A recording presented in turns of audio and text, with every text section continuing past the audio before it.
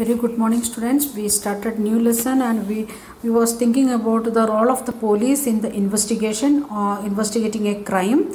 Then we have seen the fundamental rights of a arrested person, and next one, it is the Supreme Court given a guidelines how what all things they want to think about when they are arresting a person or after the arrest, and it is known as the D.K. Basu guidelines. So we are moving to the next page. Now let us return to the story of Shanti and answer the following question. When Shanti was arrested for theft, S.I. Rao also kept her brother Sushil in the police lockup for 2 days. Was it legal for a police to detain him? Does it violence of D.K. Basu guidelines? According to D.K. Basu guidelines, can we keep the person, criminal or the person accused person in the custody, or his relatives or his friends also can be kept in the custody of the police? Is it legal one? No, it is not at all. Then, did S.I. Rao do enough to question witness and compile evidence before arresting Shanti and filing a case against her? Before arresting the accused person, that is Shanti, before that police he questioned the witness, any other witness, means the household owners, they given the said something against Shanti, and he asked to any other witness or enough he asked enough questions or not. Then when he arresting Shanti, that time he made the registering, compiling of that evidence, as well as the filing case against Shanti. Okay, he made a FIR against Shanti, that was there. Then what all things he got, that 10,000 rupees, like that things he kept under his custody, that part was there, but questioning, that was not enough. Then, in keeping with the duties of the police as stated above, what else do you think? What all things can police do again? Some duty he done, some duty not done. Then S.I. Rao could have done as part of his investigation. What all things he want to do? Means just check her trunk, that is done by Mr. and Mrs. Shinde. And other than that, did the S.I. called his brother, her brother, means Sunil, and asked some questions about the money, or there other means some relatives or friends or neighbor houses, like that things, anything done by police? No. Then now let us take a slightly different scenario. Shanti and her brother Sushil go to the police station to complain that Mr. Shinde 20 years old son stolen rupees 50,000 that they had been saving up. Do you think the officer in charge of the police station will promptly lodge the an FIR? The situation here, the before story, it was the Mrs. and Mrs. Shinde, those who are rich and little bit famous person in the society. When they went with the case, the police taken a initiative to compile the case and take the case and arrest the person. If Shanti and her brother, those who are poor as well as the domestic workers, they are going and making complaint in police station. Somebody stolen, that is a house owner's child, taken that 15,000 what they saved from their wage, they taken like that. If they are saying, did police will take that initiative to make the FIR? Surely they won't take it.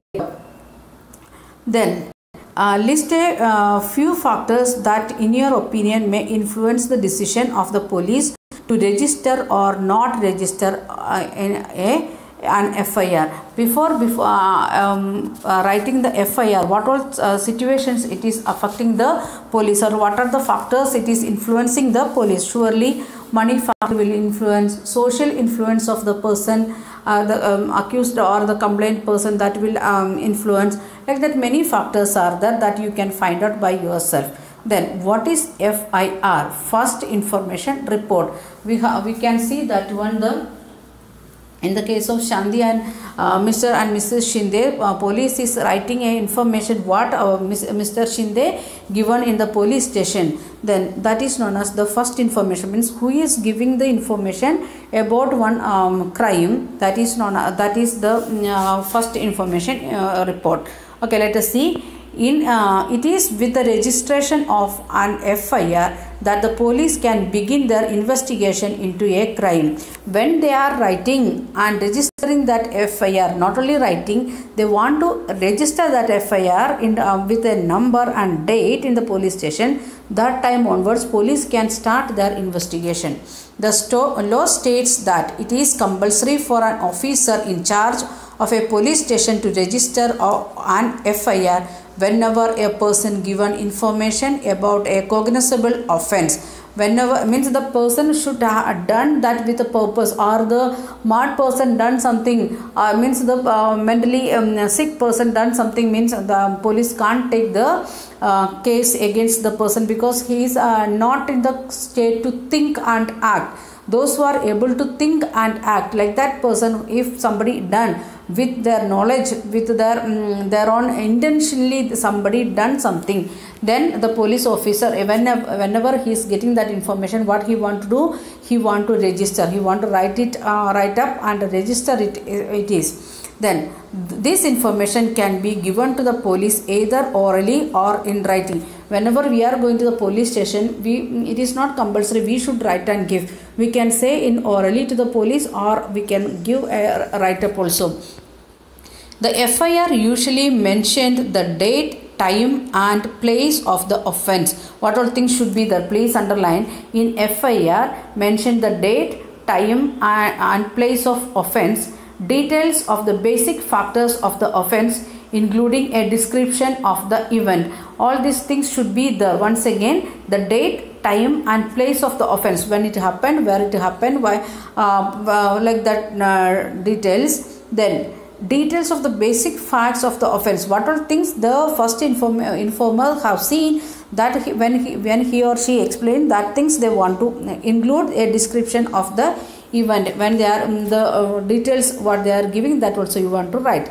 If known, the identity of an accused person and witness is also mentioned. If the informer saying like that this person is the accused person with a name, or at least identity name if they are saying, and any witness was there, any other witnesses was there, and want to write their name also, want to mention their identity.